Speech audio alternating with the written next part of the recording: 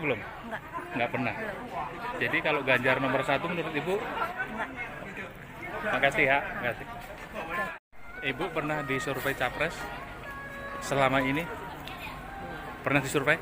Belum pernah. Belum pernah. Kalau dikatakan Ganjar surveinya selalu unggul nomor 1, Ibu percaya? Enggak. Kenapa? Enggak tahu, tidak ada ininya. Nggak percaya? Enggak percaya sama sekali. Faktanya siapa seharusnya? Faktanya saya pilih Anies. Pernah disurvei? Enggak. Belum pernah?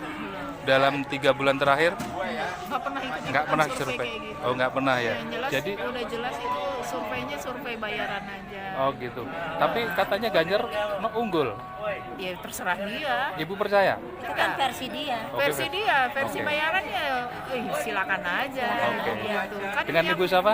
Amira Amira di Tangsel. Tangsel, oke. Ya. Oke, dengan Ibu siapa? Ratna Ratna. Di mana Ibu Ratna? di Senen pusat. Senen. Oke. Ibu pernah disurvei Enggak, sama sekali? enggak. Tapi tiap 3 bulan ada survei yang katanya mengatasnamakan orang nggak pernah. Enggak ada. Kalau Ganjar dikatakan nomor 1 menurut Ibu bagaimana? Ya silakan juga, terserah aja. Iya. Kalau mereka mengklaim survei itu yang yang pastinya kita nggak pernah disurvei seperti Ya, itu. Ibu percaya dengan elektabilitas itu? Tidak kali ya. Pasti dong, jangan kali. Enggak. Kita nggak percaya memang, Nggak karena percaya. kita percaya dengan ini kita sendiri. Ibu pernah disurvei? Belum. Survei capres? Oh, belum. Belum pernah sama sekali. Iya. Ibu tinggal di mana? Di Salemba, Pasir. Taseba. Ibu percaya Ganjar surveinya nomor 1? Enggak. Nggak percaya. Mana mau percaya. Kenapa? Lanjutin aja sama Bang. Tapi Ya, saya sementara saya rumput nggak apa ya. namanya? Akar rumput? Akar rumput Nanti kan dikirain lebih sombong apa menurut segala macam. bukan menurut saya Saya penglihatan memang saya dimanapun itu saya tidak pernah ada, Anies. tapi kecuali Anies, ya. kerjaan, Kalau gitu Ganjar aja. kan secara apa namanya?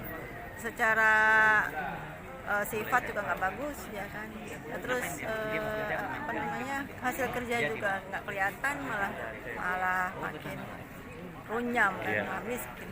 Jadi survei yang mengatakan Ganjar Nomor 1 nomor 1 itu abal-abal. abal-abal ya, rekayasa, Ya, rekayasa. bohong. Sama seperti petugas partai. Nah, Oke, dengan Ibu siapa? Ibu Yan. Makasih ya Bu Yanti. Lagi rame banget karena Anda disebutkan bahwa kritik Anda terhadap lembaga survei yang Anda sebut tipu-tipu itu salah karena faktanya kata dia Anda menyebutkan bahwa lembaga survei LSI itu dulu dibiayai oleh World Bank, tapi sesungguhnya oleh JICA gitu, Japan International Corporation Agency dari Jepang. Gitu. Kita tahu setelah reformasi semua lembaga internasional berupaya untuk membackup sistem politik Indonesia supaya mulai tradisi yang basisnya adalah data, basisnya adalah opini publik, bukan pengendalian opini publik. Ya di situ memang ada lembaga survei Australia bantuin, World Bank, GIC bisa. Iya saya tahu semua itu. Tetapi poin saya adalah itu semua lembaga yang dibiayai oleh dana-dana publik luar negeri. Itu yang mesti diketahui. Satu waktu kita bisa buka lebih dalam tuh siapa sebetulnya yang dapat dari World Bank, siapa dari GIC segala macam itu saya ngerti itu. Tapi poin saya adalah authenticity dari hasil riset itu.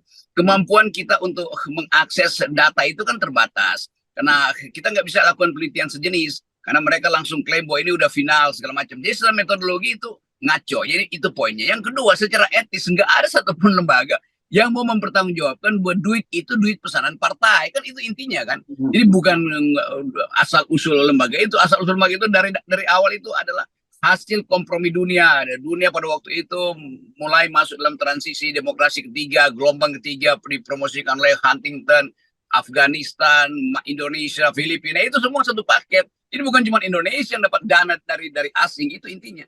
Tetapi dana asing itu dimaksudkan untuk memperkuat demokrasi. Nah sekarang lembaga survei itu justru membatalkan awalnya itu karena mereka nggak mau pertanggungjawabkan dananya dari mana. Sehingga lembaga survei itu bisa suka-sukanya aja. Oke, margin of error dikasih ke sini, 2 bulan lagi dipindahin ke sini. Kan itu intinya kan. Jadi berantakan sebetulnya metodologinya dan etikanya itu juga nggak ada. Kan ini calok semua nih lembaga survei ini. Oke, sebelum Anda lanjutkan itu, saya ingat itu. Memang ada satu lembaga itu namanya NDI ya, kalau tidak salah. Ya, yang bantu ya, concern terhadap demokrasi di Indonesia. Dan saya juga bahkan pernah diminta pada waktu itu untuk membantu bagaimana dalam tanda kutip, mohon maaf ya karena dulu saya penyiar televisi dan saya diminta untuk mengajari bagaimana para wartawan, para anggota DPR itu kalau kita diwawancarai oleh presenter di televisi. Saya sempat menangani proyek itu, Bung Rocky. Ya ini susah tuh berargumentasi ngotot dengan calo kan dia cuma mau bilang ya udah kita sudah berhasil udah diterima publik. Ya bukan diterima publik, mana ada partai yang akan pilih kita kalau nggak bermutu. Justru partai-partai itu memilih Anda supaya mampu untuk disulap angkanya kan, jangan balik-balik tuh. Lembaga survei itu adalah didikte oleh partai. Partai itu cari uang itu melalui oligarki atau mulai plutokrat kan itu dasarnya tuh. Jadi ini bukan lembaga publik yang mementingkan etika publik, mementingkan kejujuran opini publik, kagak ada lah. Itu bahkan saya bisa bilang tuh 112% itu tipu-tipu, bukan 100 saja. Oke, saya kira justru waktunya kita tantang ya sekarang ya, Bung Rocky, untuk mereka berani nggak sekarang buka-bukaan begitu ya? Ini justru saya cuman memancing di air keruh. Memang saya maksudin memancing di air keruh. Urusan apa? Kan ini semua kan lembaga gelap gitu. Saya dulu percaya lembaga survei itu LP3S, oke.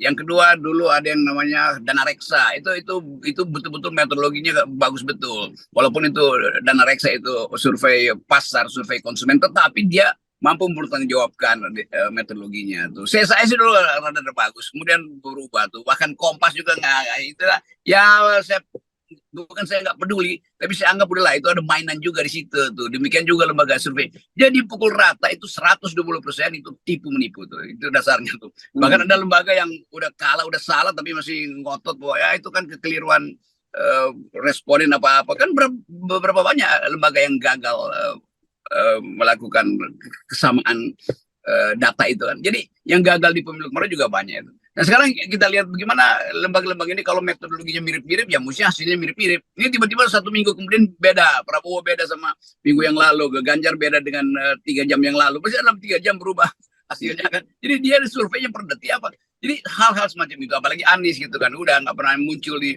Jadi saya mau terangkan itu sebagai hak saya dan hak teman-teman saya dan hak masyarakat sipil dan hak publik untuk mempersoalkan ini lembaga survei ini dikontrol oleh siapa. Tentu saja ada oversight committee, tapi itu kan transaksi di antara mereka aja tuh. Nah, mari kita mulai dengan kejujuran bahwa kalian itu digaji oleh siapa, untuk siapa, demi apa. Jujur aja, biasa aja kan. Nanti dengan cara itu kita bisa tahu oh margin of error itu betul-betul error atau teror kan itu. Oke, tapi mari kita bicara dampak buruknya. Karena bagaimanapun sebenarnya kan ini salah satu fitur demokrasi ya, Bung Rocky, idealnya lembaga survei itu ya. Mari kita dampak buruknya kalau terus berlanjut seperti yang terjadi di Indonesia ini. Coba kita lihat misalnya, elektabilitas biasa aja tuh. Tetapi nggak ada parameter lain dari mereka kan. Parameter lain harusnya diuji juga oleh mereka, yaitu hasil pembicaraan capres ini atau anggota DPR, calon legislatif di kampus-kampus. Mana ada nggak terdengar kan? Justru orang melihat, coba lu survei intelektualitas capres-capres itu. Coba lu survei etikabilitas. Kan nggak ada tuh. Oh nggak ada datanya, banyak datanya.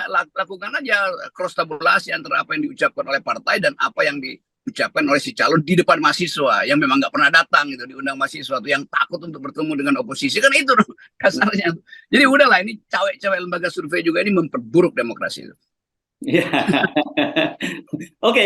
Dan ini kelihatannya, saya kira sebenarnya mestinya kita yang santai saja, Bung Rocky ya, karena mereka nggak berani terbuka kelihatannya pada Anda. Dia lebih pada tadi itu yang saya sebut, dia membuat karena ada data yang Anda sebut salah, itu berarti kesimpulan yang Anda semua hasilkan itu juga salah juga begitu. Saya kira nggak seperti itu kan. Iya, saya bilang ini di depan saya ini ada pohon duren, jangan ada di situ entah ketiban duren. Terus orangnya bilang enggak, itu salah, itu pohon kelapa sama juga, pohon kelapa jatuh di kepala lu juga lebih bahaya lagi kan. Jadi itu intinya tuh. Jadi mau ngeles, tapi intinya adalah pertanggungjawaban etis dan ketajaman metodologi. Dan cuma itu soalnya tuh. Ketajaman etis itu menyangkut dana publik. Metodologi itu menyangkut keaslian responden yang udah dipelihara bertahun-tahun sehingga dia going native dengan kuesioner itu. Setiap kali kuesioner yang sama ya respondennya juga anggap oh ini sama dengan pertanyaan yang lalu. Jadi kontrol metodologinya di mana itu. Tapi nanti dia bilang, nah lihat aja hasil pemilu, dia lihat aja nanti. Benar kan? Benar itu karena kebetulan, bukan karena pertanggungjawaban metodologi. Dan bahkan kalau salah pun dia bilang oh itu memang ada margin of error. Iya, kalian tuh yang lakukan penipuan metodologi dan penipuan etika itu. Di situ aja. Ya. Nggak, kalau benar saya kira nggak perlu kita persoalkan, Bung Rocky, karena itu kan metode ilmiah kan, begitu ya. Tapi yang justru kita persoalkan adalah kalau salah, dan itu pernah terjadi loh, Bung Rocky. Itu pada pada pilkada 2017 di DKI Jakarta itu salahnya nggak keruan itu. Setidaknya kita sebut dua lembaga lah ya, ada SMRC dan dengan Carta Politika menyatakan bahwa Ahok Jarot menang, Anies Sandi kalah. Itu cuma beberapa hari sebelum pemungutan suara. Kemudian SMRC menyatakan selisihnya tinggal 1% dan Prabowo cenderung Anies dan Sandi cenderung turun, sementara Ahok Jarot naik. Itu artinya dia akan menang juga.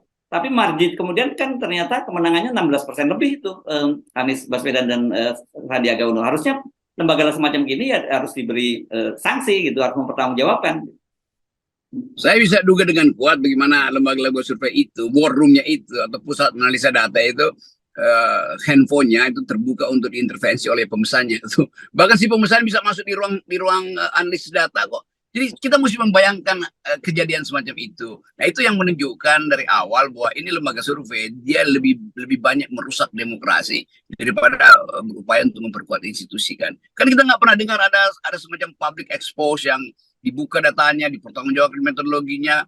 Bahkan orang-orang yang paham metodologi merasa yang ngapain juga membahas mereka. Kan mereka memang digaji doang, digaji untuk menyesatkan opini publik. Boleh aja jadi spin dokter, tetapi mesti fair lakukan itu. Ini variabel kami, ini yang membiayai kami, ini pesanannya begitu. Supaya spin dokter yang lain juga bisa bikin countervailing metodologi kan. Dasarnya sama aja. Oke. Nah, tapi kan persoalannya sekarang ini kalau kita berharap mereka secara sukarela melakukan itu, saya kira kita sulit untuk berharap. Yang begini harusnya ada regulasi yang jelas gitu, dan sejauh ini saya tidak melihat ada regulasi yang cukup jelas. Ada aturan KPU tapi itu hanya berlaku untuk lembaga survei yang mendaftarkan diri kepada mereka, sementara yang tidak mereka sendiri punya asosiasi juga. Tapi apakah asosiasi itu efektif mengawasi mereka sendiri, kan ini juga jadi pertanyaan kita. Iya, asosiasi para maling ya hasilnya kalkulasi statistik maling kan. Kan ini jadi oligarki juga nih lembaga survei. Kan bisa aja saling titip kuesioner, saling berupaya untuk memperlihatkan apa sebetulnya yang berbeda di situ, apa sebetulnya yang sama, lalu dicoba-coba kelihatannya pesanannya sama nih. Satu oligarki pesan 3 lembaga survei, lalu metodologinya disamarkan atau disamakan. Itu kan intinya itu kan. Jadi selama sifat akademis itu nggak jelas. Kenapa nggak jelas? Karena ada sikap etis yang juga tidak jujur. Nah, dua-duanya itu disebabkan oleh tipis tebalnya amplop. Kan itu kan. Jadi margin yang mereka dapat itu secara ekonomi itu yang mengubah mental mereka lembaga survei ini.